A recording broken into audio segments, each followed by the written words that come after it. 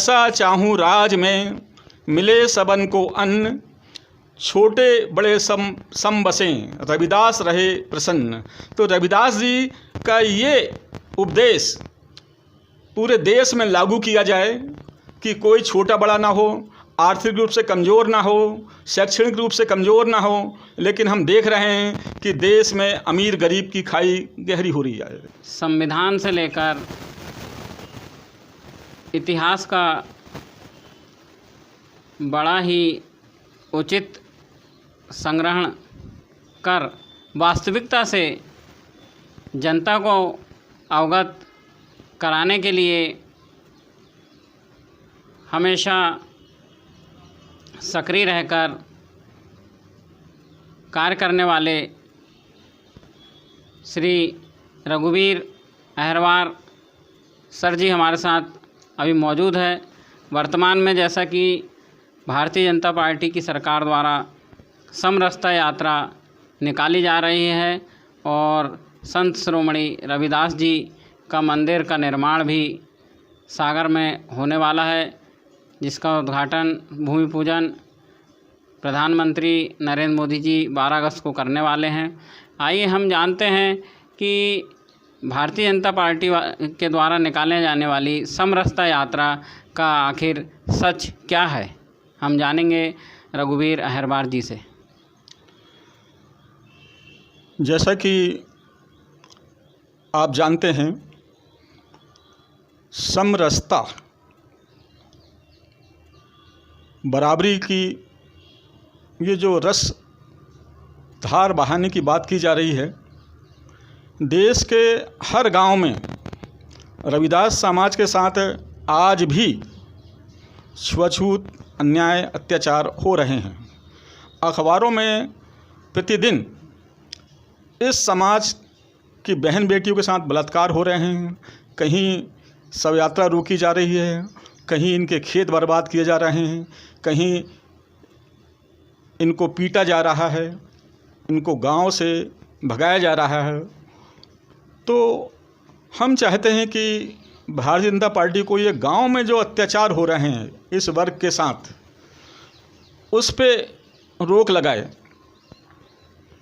और एक बात सिवनी के संदर्भ में कहना चाहूँगा कि सिवनी ज़िले में रविदास समाज की 2-4 होटलें नहीं हैं। गांव में यह समाज होटल नहीं खोल सकता, मिठाई की दुकान नहीं खोल सकता, और भी जो खाने पीने की वस्तुएं हैं उससे संबंधित दुकान नहीं खोल सकता, क्योंकि उनके साथ आज भी छुआछूत होती है। तो भारतीय जनता पार्टी को इस तरफ ध्यान देना चाहिए। और ये जो प्रवचन कर रहे हैं संत रविदास जी के बारे में, संत रविदास समाज को और जनता को गुमराह कर रहे हैं। इन्होंने जो पुस्तक निकाली है संत शिरोमणि रविदास जी का जीवन वृत्तांत, इस पुस्तक के पहले ही पेज पे इन्होंने गुरु रविदास जी का जीवन परिचय प्रस्तुत किया है। उनके अनुसार संत रविदास जी का जन्म सन 1377 ईस्वी में हुआ था, ये लिखा हुआ है इन्होंने। और इसी पुस्तक में ये लिखा हुआ है कि रविदास और मुग़ल शासक बाबर, ये पेज नंबर 6 में है। और ये प्रस्तुत कर रहे हैं कि सन 1526 में पानीपत की लड़ाई जीतकर बाबर ने दिल्ली में कब्जा किया। बाबर और हुमायूं गुरु रविदास जी के पास गए, उन्हें सम्मान दिए। ये घटना पूरी तरह झूठी है। इतिहास को ये लोग गलत ढंग से प्रस्तुत कर रहे हैं। संत रविदास जी के समकालीन दिल्ली के सुल्तान सिकंदर लोदी थे। सिकंदर लोदी बाबर से करीब 100-125 साल पहले का उनका इतिहास है। जैसा कि हम इस पुस्तक के अनुसार बता रहे हैं कि इन्होंने संत रविदास जी और बाबर को समकालीन सिद्ध किया है, यह सरासर झूठ और गलत है। इससे सिद्ध होता है कि ये पूरा का पूरा इनका प्रचार थोता है, बेबुनियाद है। सिकंदर लोदी दिल्ली के सुल्तान थे। संत रविदास जी की मानवीय शिक्षाओं से, उनके इंसानियत भरे कार्यों से दिल्ली के सुल्तान सिकंदर लोदी बहुत प्रभावित हुए।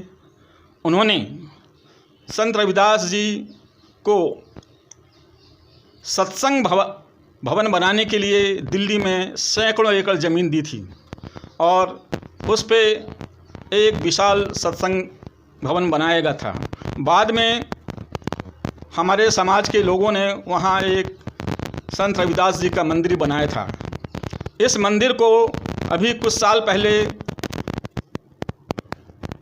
भारत सरकार यानी भाजपा की सरकार ने उस मंदिर को गिरा दिया। आज से 600 साल पहले बनाया गया उस मंदिर को गिराकर आज ये दावा कर रहे हैं कि हम सागर में 100 करोड़ की लागत से मंदिर बनाएंगे। अरे आपने तो हमारे इतिहास को ही बर्बाद कर दिया।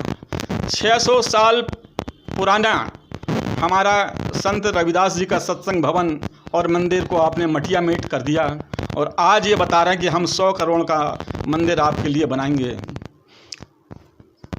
बड़ी गिलानी होती है इन लोगों की ये गतिविधियां देखकर। कितना झूठ परोस रहे हैं ये लोग।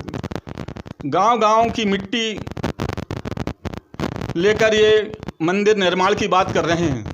हम चाहते हैं गांव-गांव में जो छुआछूत हो रही, अन्याय अत्याचार हो रहे हैं, उस पे अंकुश लगाया जाए। भाजपा के लोग गांव-गांव में जाकर इस समाज की सुरक्षा की गारंटी दें, उनसे बराबरी का व्यवहार करें। और उसके लिए सबसे बड़ा या बेहतरीन उदाहरण ये होगा कि गांव के ब्राह्मण, ठाकुर, वैश्य या अन्य सक्षम जातियां रविदास समाज की महिलाओं को, पुरुषों के साथ साथ महिलाओं को अपने घर में होने वाले सामाजिक धार्मिक कार्यक्रम में आमंत्रित करें। सामाजिक और धार्मिक कार्यक्रम में आमंत्रित करें, शादी ब्याह में आमंत्रित करें, पूजा पाठ के कार्यक्रम में आमंत्रित करें और उन्हें अपने घर में अन्य जातियों की महिलाओं के साथ बराबरी से बिठा लें। ऐसा ये कभी नहीं कर सकते, जबकि ऐसा करने से ही समरसता फैलेगी। उसके अलावा मैं एक बात कहना चाहूँगा कि रविदास समाज में बहुत बेरोजगारी है। इस समाज के बच्चे ठीक से नहीं पढ़ पाते, गरीबी है, इसे दूर करने की बातें की जाए। अभी 1.5 लाख से अधिक बैकलॉग की पोस्ट खाली पड़ी हैं। 4 लाख सामान्य वर्ग की पोस्ट खाली पड़ी हैं। 5.5 लाख पोस्ट खाली पड़ी हैं। यदि ये 5.5 लाख पोस्ट भरी जाए तो रविदास समाज के साथ साथ प्रदेश की सभी जातियों को अच्छी नौकरी मिलेगी, अच्छा रोजगार मिलेगा। संत रविदास जी की वाणी सार्थक होगी कि ऐसा चाहूँ राज में मिले सबन को अन्न, छोटे बड़े सम बसें, रविदास रहे प्रसन्न। तो रविदास जी का ये उपदेश पूरे देश में लागू किया जाए कि कोई छोटा बड़ा ना हो, आर्थिक रूप से कमज़ोर ना हो, शैक्षणिक रूप से कमज़ोर ना हो। लेकिन हम देख रहे हैं कि देश में अमीर गरीब की खाई गहरी हो रही है। अभी अभी परसों दैनिक भास्कर ने एक रिपोर्ट जारी की है कि देश में मात्र 2% दलित वर्ग के लोग अमीर हुए हैं। दलित वर्ग के 15% लोग इस देश में निवास करते हैं। सवर्ण भी 15% है। सवर्ण करीब 14% संपन्न हैं और दलित मात्र 2% संपन्न हुए हैं।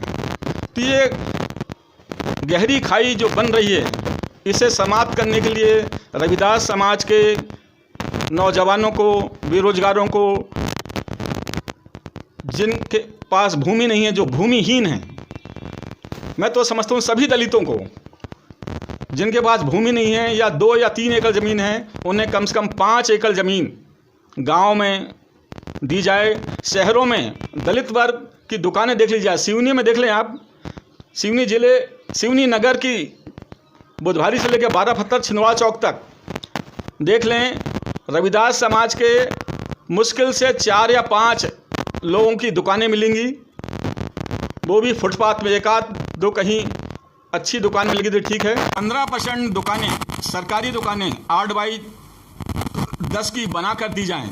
भले ही आप उसे किस्तों में दें, लेकिन 20 शहर में उन्हें दुकानें दें, गांव में ज़मीन दें। और ये बैकलॉग जो है, नौकरियां जो खाली पड़ी हैं, इन्हें भरें। गांव में रविदास समाज की महिलाओं को ब्राह्मण, राजपूत, वैश्य और तमाम जो जातियां छुआछूत करती हैं, वो अपने घरों में सामाजिक धार्मिक कार्यक्रम में बुलाएं। हमने कई जगह देखा है कि रविदास समाज के लोगों से चंदा ले लिया जाता है धार्मिक कार्यक्रम के लिए, यज्ञ के लिए, हवन के लिए, पूर्वोत्सव के लिए अधिकांशतः, लेकिन इस समाज को पीछे बिठाया जाता है।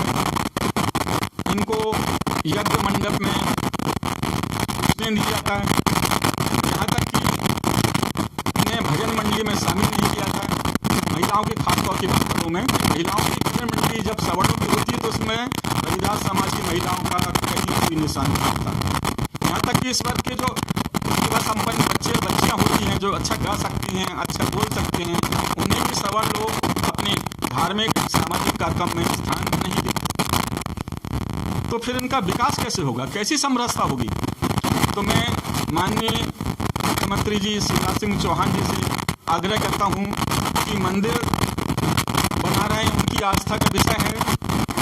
हम चाहते हैं कि संत रविदास जी ने जो कहा है कि ऐसा चाहूँ राज में मिले सबन को अन्न, छोटे बड़े सब संपत्ति रविदास रहे प्रसन्न, इस बात को लागू करें। और इसी दौरान समरसता यात्रा के दौरान ही इस वर्ग के लोगों को गांव में 5 एकड़ ज़मीन और शहरों में